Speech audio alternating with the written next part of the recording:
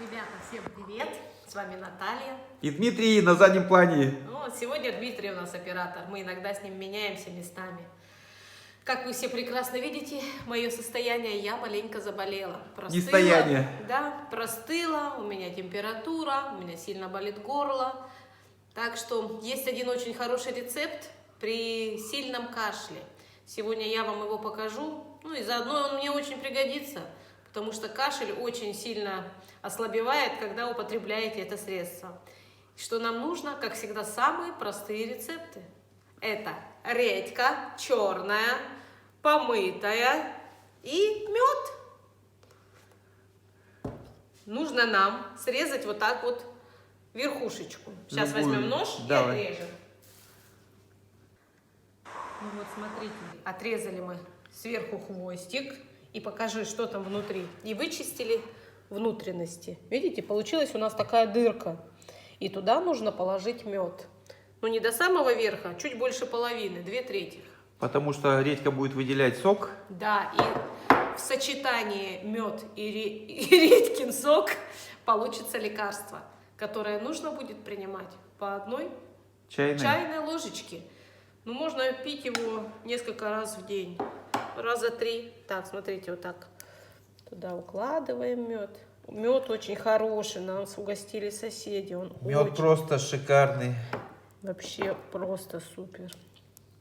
Мед можете использовать любой, без разницы, цветочный, гречишный, липовый, какой у вас есть.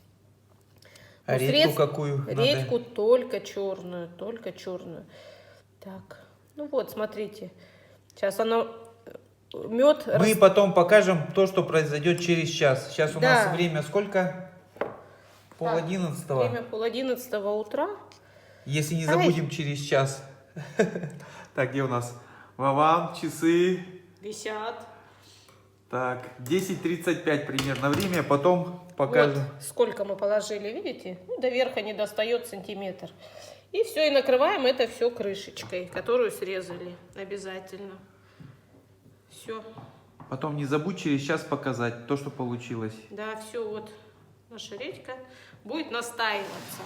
И по мере заканчивания в нем сока... Хвостик, главное, не выкидывайте, когда обрезаете. Я говорю, и как только вы выпьете все это лекарство, вы опять ложите туда мед, и так можно сделать раза 3.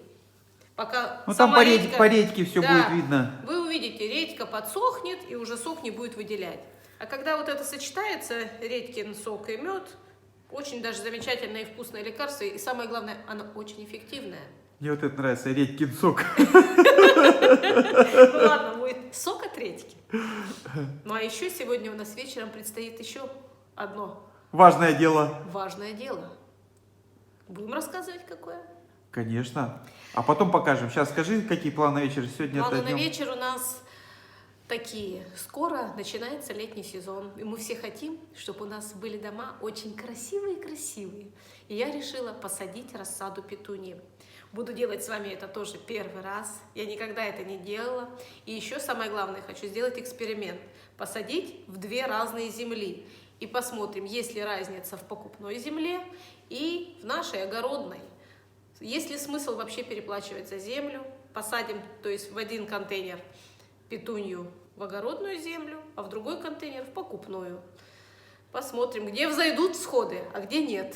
А это все будет позже. Да, чуть позже посадим вместе с вами. Давайте до вечера. Давайте посмотрим, что там получилось. Прошло у нас, конечно, не час, чуть больше, часа 2. И вот, смотрите, видите, какая жидкая масса стала. Мед растворился, он маленько еще остался, но вот этот сок уже можно употреблять. Очень хороший рецепт от кашля. Сейчас я им и буду лечиться. Вот целую ложечку мы выпиваем. Очень всем советую.